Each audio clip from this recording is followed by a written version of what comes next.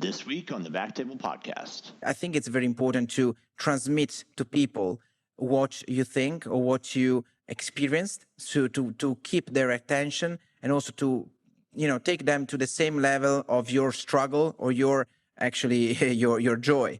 So the more you engage with people, the better it is. I mean, it happened to me also many times to ask, for example, to the audience, okay, what would you do here? Who would do this? Just raise your hand. And it's like, Yeah. especially when in the small environment, it absolutely works. I remember it was the last day of Circe in 2019 again, because I mean, it was the last time we met together probably.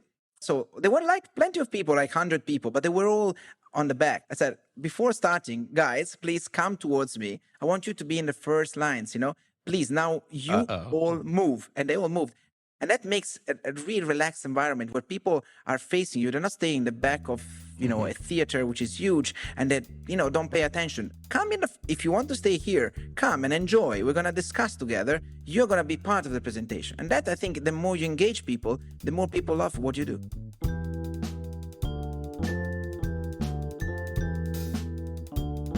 Hello, everyone, and welcome to the BackTable podcast, your source for all things endovascular and more. You can find all previous episodes of our podcast on any podcast platform or our website, backtable.com. You can also follow us on Twitter, Instagram, LinkedIn. Give us feedback through comments. We really love hearing from you. I'm Sabeen Dhand as your host this week, and I'm really excited to introduce our guest today, interventional radiologist Lorenzo Patrone. He's coming to us all the way from the West London Vascular and Interventional Center. Welcome, Lorenzo. Welcome. Thank you very much. It's a pleasure to be here with you. Oh, no, it's our pleasure having you. I mean, obviously your accent isn't from England. So what's your story? How'd you get to be the vascular expert over there? Does it not really sound British, you think? No. Yes, definitely not. I'm Italian. And I came up here just because I finished my training in Italy. And, how things are going in Italy, the big professor is always ruling the pitch. And essentially, my professor retired. So I've done in the past 6 months of fellowship in London at St. Thomas's Hospital. And I thought, why don't I could apply for a consultant position there. I did it very randomly. I applied for 2 positions and, I got the job. And I said, okay, I will try to move there and to see after 6 months if it's worth it. And actually then I moved my wife and my daughter, and then I had another child here. So now I'm pretty much stable in UK for now, since 5 years and a half. 5 years. So you've been there for 5 years. And, your online presence, your brand, it's wonderful and amiable. I mean, part of your brand is just nailing presentations, right? So that's what we're going to be talking about today. Now, where did you develop this unique set of skills of creating really, grand presentations? Is it just a hobby? So I think everything comes from the passion. I mean, if you put passion in what you do, you want to provide, the best product ever to the patients, to the audience, to anyone. And actually, when I was a registrar, in Italy works, again, very much like the big professor is asking you, okay, Lorenzo, I have a presentation to be done next week. Please prepare the slides for me. And I was always preparing the slides for him. And in my mind, I wanted to prepare something funny. And every time I was putting just something a little bit funny, he was a very serious guy. He was always saying, no, I mean, like, remove this. It's silly.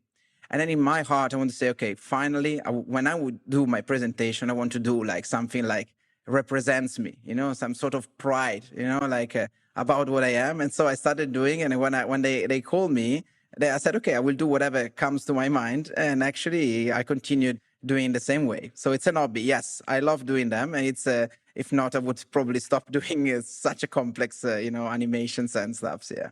Exactly. And, your personality comes out in your presentations. And I think that's why they are so effective.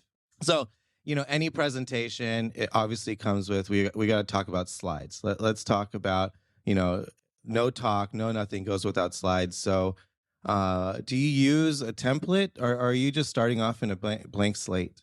So yeah, I'm very much starting on a completely white page, and essentially it depends on what I think about this presentation. For example, the last one I've done with pop art. Then I've done some presentation with football. I've done some presentation with rock. I've done some presentation with Batman. I mean, superheroes. It depends on what's my mood. And actually, it's like, I don't know. I don't want to be cocky or what, but it looks like it's doing like a portrait. The like being an artist. So essentially, whatever comes to your mind at that moment, then you made it. Of course, sometimes you use same stuff, you reutilize, but many times I create something new just because I want to go with something else. Yeah, and do you create these? I mean, a lot of these are pretty complex when I've seen them. I mean, did you have a background in design or anything like that, or you just kind of picked it up on your own? No. I do everything on my own. Essentially, sometimes I use a lot of GIFs. I think it's a great thing online. You can find them, and you can even put them as a background, and it works pretty well. And actually, it gives you a little bit of life to your presentation together with videos. So I think it's definitely worth. Sometimes Google it. Just go on Google and say, I don't know, whatever GIF, and then it comes out stuff that I don't know, like last time I found I find stuff and I put in on a folder, say for new presentations, new inspiration. Last time I found Schwarzenegger was doing like, I don't know which kind of course, action movie, was preparing all this armamentarium, knife, or cartridge, like a rifle. And I said, okay, this would be useful at some stage. So this is a little preview of a new presentation which will come up. I love it. I think, you and I share very similar styles. Just adding a little bit of a silly character to it breaks up maybe a complex topic. You're talking about a complex SFA or tibial recant, and then you add a little funny joke, and it just starts. The audience just loosens up, right? And then that loosens you up, and you're able to give even a really good presentation. The advantage of our fields is very visual, right? So how do you recommend people create slides?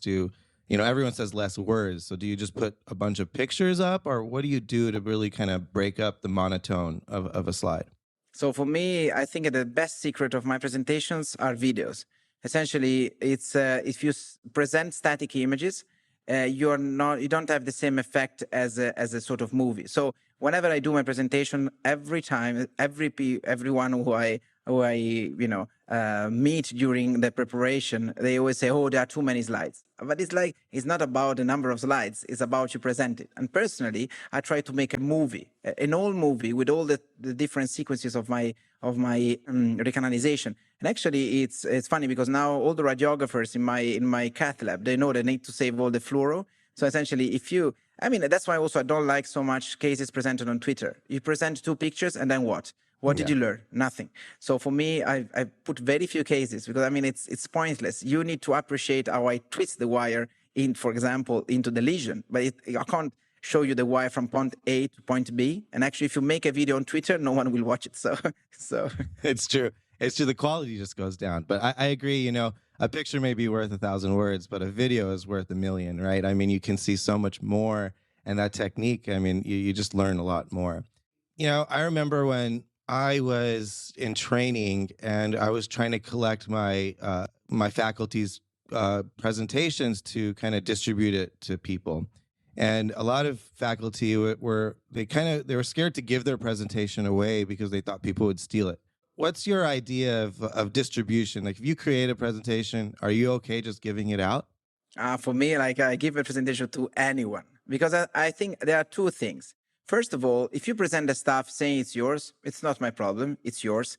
And even if you say it's yours, it's good for the audience because if I think that I present a good product, just present it like yours, people will learn it anyway. So it's not a big problem. And then also, if you also are a friend of mine, then you can share it. Even if you put my name, I'm more than happy because it's just sharing things. And by sharing in any kind, then we will always learn something from each other. So for me, I also have to say, to share presentations, it's a great way to do a backup of your stuff because I'm a bit lazy and I don't do a lot of backup. And essentially, once I lost my hard disk, and you can't understand how much dramatic it was. Terrible. Okay, actually, it was left on the ultrasound in Angio suite, but I didn't know. So for 1 week, I lost all my presentations, all my cases. But by sharing the presentations, everything with the whole world, I just emailed people, say, can you please email me back this presentation, that presentation? And more or less, I got everything back. So that's a great tool also to share, to get it back when it's needed.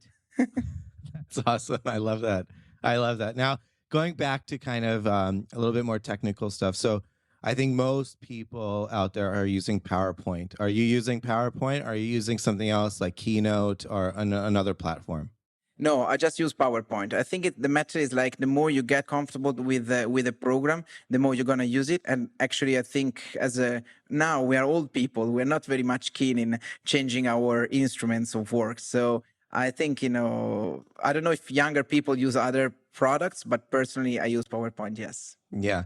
I mean, I think also just for compatibility, I know there's always issues if you start going Keynote and then you go to a conference and then you have to upload it to their system, and there's always problems. I feel like PowerPoint, you're safe, right? And Sure, there are still the problems Mac with Microsoft.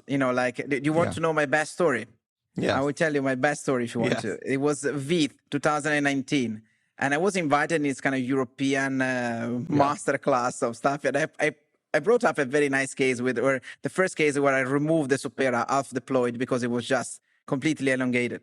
And essentially, VEITH is very well organized. There's one room which is Mac, and one room sort of part of a room which is Microsoft.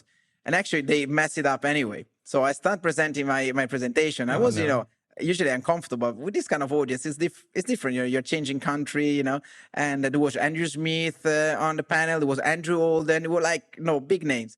And I was presenting, and at some stage, the presentation stops. So the video of me doing something stops. And I said, guys, I can't go on because the presentation doesn't go on. And it was not starting again. So which options do you have? Sabeen, what would you have done?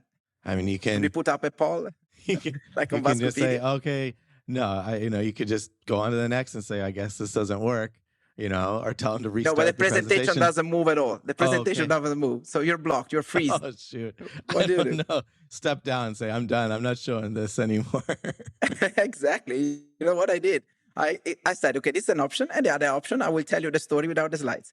So essentially, I have this video of myself, in a very Italian way, trying to explain what I did with my hands and say, okay, the vessel looks like that. And then I did that and did that also. And then, and every single 30 seconds, people were laughing because of what I was saying, think about the pupillary artery, a little flap dissection. And so this is what I did, actually. You need to improvise. And the presentation never started again. And I finished my case, and probably I convinced them that I did a good job.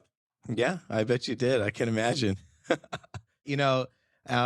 Any kind of, give us a couple tricks that you would say for PowerPoints that you use them. So what are like the top 2 or 3 tricks that you have? So for me, one is, again, is putting the video. I think it's the most important thing also because videos are showing the exact flow of blood. If you're talking about lower limbs, if you put single image, it can be stacked images and it doesn't give you really the feeling of the intervention. So that's the first thing. If you want to convince someone about something that you did, put videos and you will get my attention. If you put single pictures, I would say, maybe it's a lie, always like that. So that's the first thing.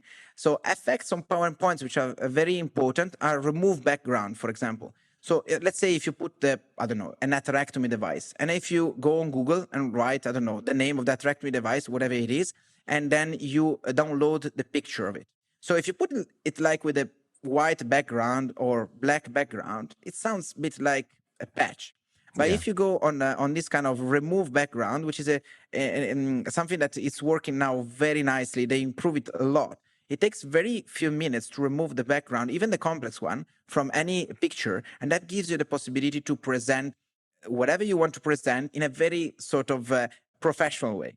So that's one of the tricks. And also another thing that people don't know is like you can move an object on PowerPoint by doing the special line, which has one red dot and one green dot. So essentially, for example, if you want to move a balloon or, whatever you want to move, you can put point A, point B. You can even do, how this balloon needs to move before going from point A to B. So these are 2 things that can be very useful for people who want to engage in quite complex PowerPoint presentations. You want to put an arrow which moves, or something like that, Yeah. No, I mean, the effects, the animations are pretty, effective. You just have to kind of delve into the little bit of minutia, like the red and green and all of that you're talking about. But it's really effective. I mean, I always tell people that almost like a movie, when you're watching a movie, part of 60% of the movie is the sound, right? Like you enjoy the movie because of the sound. In a presentation, 60% is the aesthetics of the presentation. It has to look good. because the people are going to like it. And so these things that you're saying is exactly what you mean. Like these nice And little then keep touches. it simple. Keep it simple from let's say transition point of view, from the effects point of view. Keep it extremely simple. So I always go for fade if I want to put something. It's always fade. Never Fade. some. And especially what I hate really is like when people are changing slide and it's turning page or something Or like that. That's pinwheel very or annoying. the pinwheel or like weird stuff. Exactly. The transition doesn't exist in my world. Fade, You fade just is the go best. from exactly. Agree. So A little very fade, simple. nice, clean. Just do stuff like that. Now, some tips too about video. If you go to the options, you can say, play automatically, or you can say play on click, and you can loop it. Those are pretty important because especially a cine run, it's nice just to see it looped while you're talking, and you don't have to keep on clicking play or something like that, right? Absolutely. They say, oh, sorry, guys, the mouse doesn't work. Oh, sorry, I don't know why the video is not starting or something like that. Definitely. Always the video, I always put like in automatic, start, and also always looping. So at least people can appreciate more. And sometimes you can always cut a part of the video to get a single image. So sometimes you put the video looping, and then when you click, then it appears the single image. Then because you want the people to appreciate the flow, but at the same time you want to, go into detail. And sometimes I even zoom the image of a very particular, stenosis or whatever, then it comes out zoomed. So at least, you can see first the flow and then the little detail. Yeah, and these are all in the settings. If you go into the video settings and all that, you can set these, right? Absolutely, yes. It's pretty. I mean, what I like from PowerPoint is like it's not like complex at other programs. Like there are very few options, so it's easy also to try to find your style and to go for it. Exactly. Another kind of tip and trick is using custom fonts. It's a little bit, you got to be a little wary about that, especially if you're going to give it to a different conference or somewhere, because sometimes those fonts don't translate, and then your whole formatting is messed up. Yes, I had this experience once with I even bought online an Indiana Jones font, and then it didn't work. So let's say I spent like even £5, on a font, and it didn't play well. So I'm from Genoa, and people from Genoa are usually stingy. So even £5 for a font for me it's a lot. That's a lot. That's very fun. And then it didn't even work, right? Only on your own computer. Okay. Well, for people who don't have the unique design that you can do as far as creating original content, there are some template platforms out there that are just more than the generic platforms that PowerPoint has. And something I've used is something called Envato. And Envato is really cool if people ever see. I mean, I have no conflict of interest with them. You have to pay, but they create slide decks that are meant for super professional, like tech professionals, and they'll have like 300 different slides of all these themes, and you can go through it. It's really, really cool, and you can really adapt it to your own. And so there's other things out there. Have you ever used anything like that, or you just create your own? I create my own, but now you very much got my interest. So I will definitely visit this website, and then we will. It's a rabbit hole. It's a total rabbit hole because they have thousands of. These slide decks are what you expect, like a Google person showing like Tesla, and they're like, oh, like just amazing, just so clean and amazing. You know what? I'm very glad that this is recorded. So at least when my wife will tell me off because I'm losing time there, then I say, you know what? It's Sabeen Dhand fault. And I will show you, and I will let her hear in this podcast where you push me to go into this rabbit hole. Thank you very much. My family is very grateful to you. You're welcome. There'll be no Vascopedia talks for a while now because you're going to be just down this rabbit hole. You're going to like it. But there are I definitely gone through a lot of templates in my experience, and I think that's the best. You do have to pay. I think it's about $30 a month, but do it once and you can download them and then go from there. So we've talked about slides and whatnot, and we've talked about delivery style. Your delivery style is say a really good thing, but then also add a little bit of silliness or a joke. Any other delivery styles that you can kind of mention for the audience? What works and maybe doesn't work, or what delivery styles don't work? Sure. So for me, it works that you keep a pace, and you keep a pace, and you put passion in what you show. So you need to really transmit also the emotions of when you do things. For example, if you're in a difficult situation, you can't continue like a record. So you need to put a little bit of, it comes natural to me, but I think it's very important to transmit to people what you think or what you experienced, so to keep their attention, and also to, take them to the same level of your struggle or your actually your joy. So the more you engage with people, the better it is. I mean, it happened to me also many times to ask, for example, to the audience, okay, what would you do here? Who would do this? Just raise your hand. And it's like, Yeah. especially when in the small environment, it absolutely works. I remember it was the last day of Circe in 2019 again, because I mean, it was the last time we met together probably. And then it was a Saturday morning, whatever. So there were like plenty of people, like 100 people, but they were all on the back. I said, before starting, guys, please come towards me. I want you to be in the first lines, please. Now you all move. And they all moved. And that makes a really relaxed environment where people are facing you. They're not staying in the back of, a theater, which is huge, and that, don't pay attention. Come in. If you want to stay here, come and enjoy. We're going to discuss together. You're going to be part of the presentation. And that, I think, the more you engage people, the more people love what you do. Absolutely. I mean, that's exactly that. Audience interaction is huge. And, someone with a personality like you, that's fun.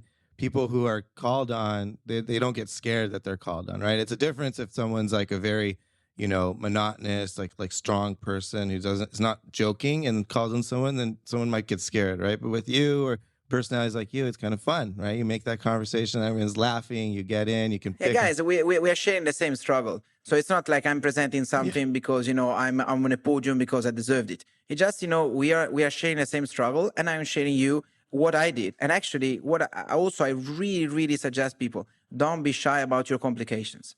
Because I mean, and actually, for example, I presented, some cases, you do great job. The patient completely heal. Because I love to continue following my patients, you present, okay, this worked for 2 years, then she came back and she was worse than before. Because this is what happens in real life. There's no incredible endovascular work which is going to last for 20 years. So just show the struggle. Just show that when you amputate the first toe and everything works very well, then you start having troubles with the second one. Because if you lose credibility, then for me you have lost everything. And I don't care about the people who don't do the work and maybe they criticize, oh, you see what, it doesn't last. I care about the people who do the work and they know that this kind of stuff happens. So show your complications, show how stupid you were. It's just, just showing the good part of you, the sincere one. Yeah, absolutely. I mean, when you show those complications, I mean, you just show that you know your stuff so well. I mean, that you can talk about something that is not so good, that it's because you have confidence in yourself of all this good stuff that you've been doing too. I mean, it's real life, right? I mean, none of us are perfect. What about, we've talked about audience engagement, and I think that's something I have struggled with on webinars or Zoom. And in this past year has really, really showed us Zoom conferences where you talk as a speaker and we're used to just calling on someone to raise their hand. There's no hand. You're looking at a computer monitor. What's this different format of Zoom? Is it here to stay? And how do you overcome that difficulty? Oh, that's a very nice question. Essentially, I go back to when we first did the first episode of Vascupedia View. So essentially, what happened, like the pandemic started and I had this idea. I spoke to Theo about it. I said, okay, let's do this format. We organized it very quickly. Essentially, I think the first was in April. So, I mean, you understand, it was very early days of it was the first pandemic webinar which came out with this idea. And I presented my 10 tips and tricks for BTK recanalization. And actually, I did this presentation, then I did 1,000 more later. And after 1 year, Vascupedia and Arne comes out with this kind of, the best views of 2020.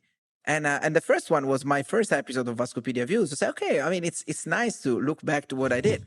And actually, I said, guys, this is like, it's embarrassing. I was, if you look back at what I did 1 year ago and what I'm doing now on Zoom, it's completely different. Before, I was like frozen.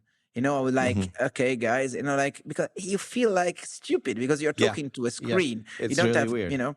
It's the same for someone who, I don't know, plays the guitar or, a rock group, If you play in front of an arena, you have some sort of feeling. But if you play, if you do the recording in a studio, then it's different. But now, I think personally speaking, probably because I have practiced a lot, but I feel very comfortable now in front of the screen, and it's like having people in front of me. I can visualize, but it's just a matter of getting used to something, because at the beginning it was awful. Yeah. Yeah, it's much different, right? I mean, you're just looking at your slides instead of going back and forth from your slides to the whole audience, and are just looking at a little small square in the top right, which is someone. Oh, the best is when it appears your connection is unstable. So exactly, you don't know what's happening. Yeah. You know, is the people listening to me? Am I having a weird voice? You know, did I stop completely? It's you know, you don't know. You continue, and you know, Absolutely. you fake that nothing happened. Maybe something happened or not. You will never know. So.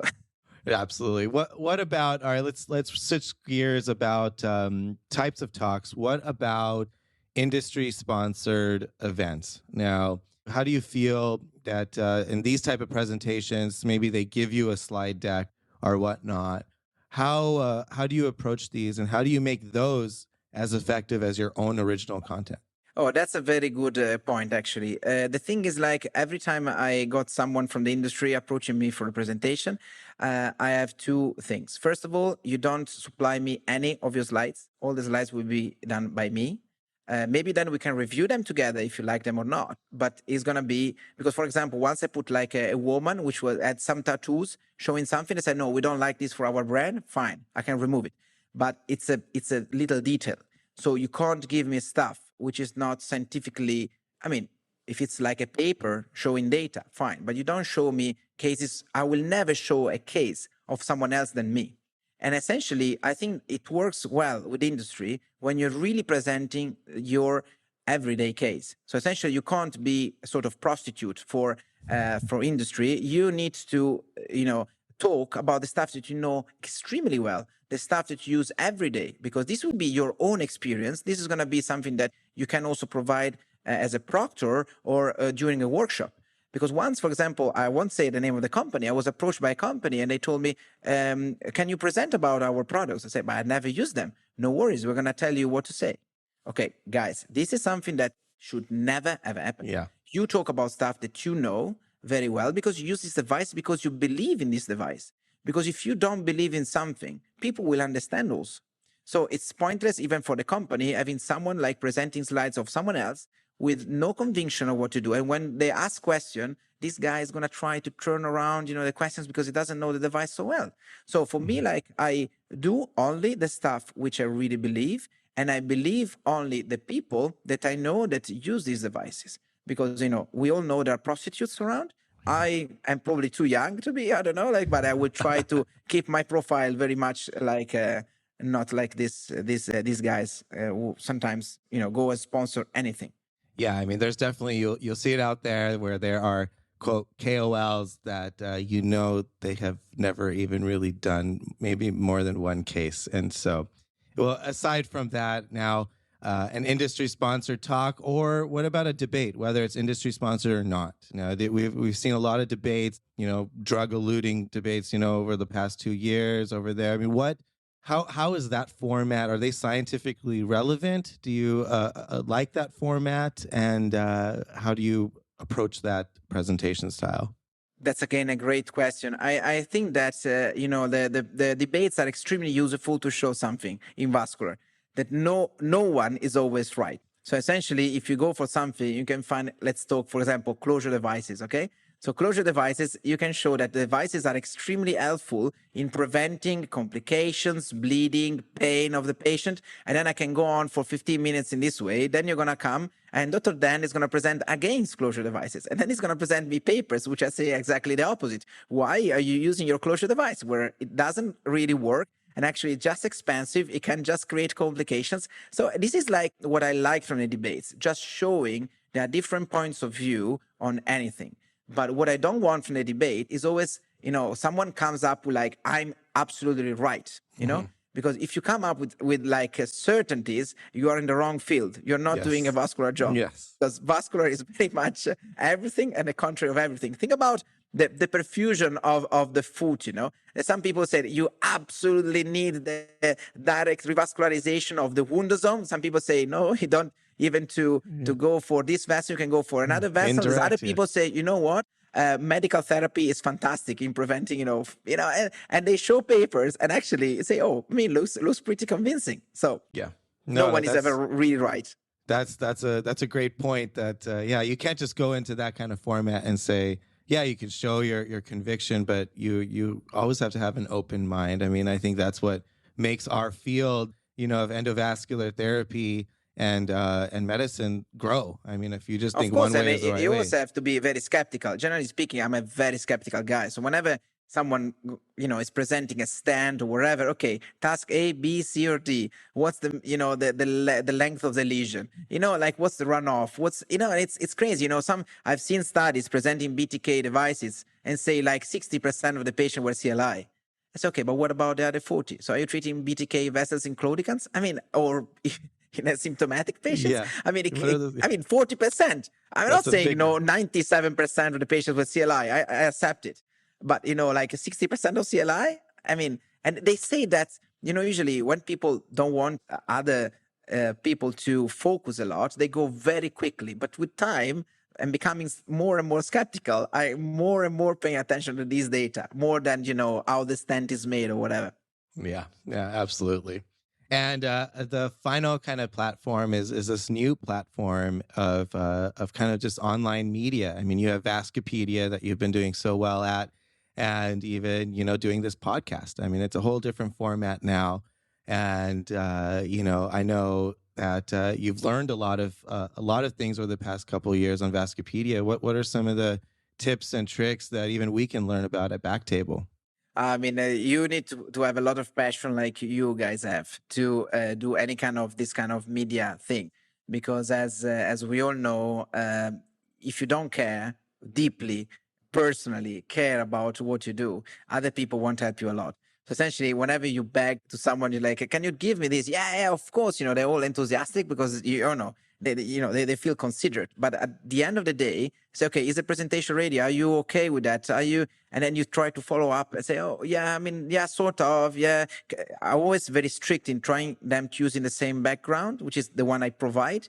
And actually, I just got once where I got someone who didn't do, but just because you continuously are sort of a nightmare for them, because hey, you need to do this, you need to do this, you need like I don't know, it's the little cricket in Pinocchio, like it's always reminding, and at some stage you're worried that someone with a hammer will smash you. Say, please leave me alone.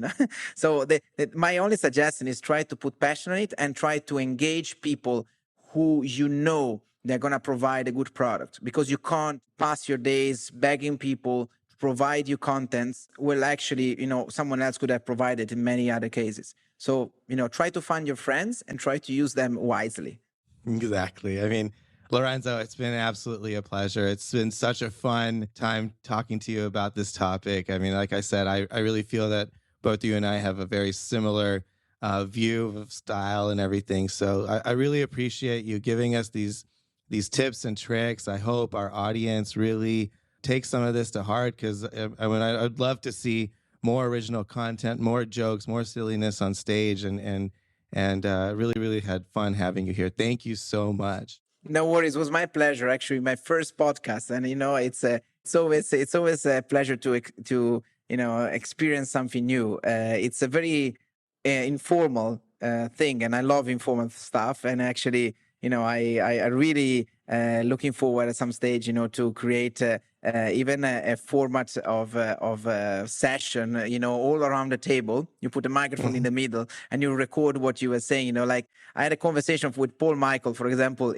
from US at the last link into 2020. And it was nice, we was in the Philips stand, and everyone had a beer, and everyone was talking, about stuff in a very like off the record modality. And it's actually, I think these are the most productive things out from, ties and shirts and, big podiums. And it's just real life, and you tell really the truth about what you think. And this is so, it's I don't know, there's no money you can pay for such a conversation, very honest between clinicians who are passionate about what they do. Yeah, absolutely. Well, thank you, Lorenzo, and thank you, Michael Jerry, our sound engineer, and the whole BackTable team and stuff. We really look forward to getting this episode out there really soon. Thanks, Lorenzo. Thank you again. Thank you, Sabeen. Thank you, Aaron. Thank you, everyone.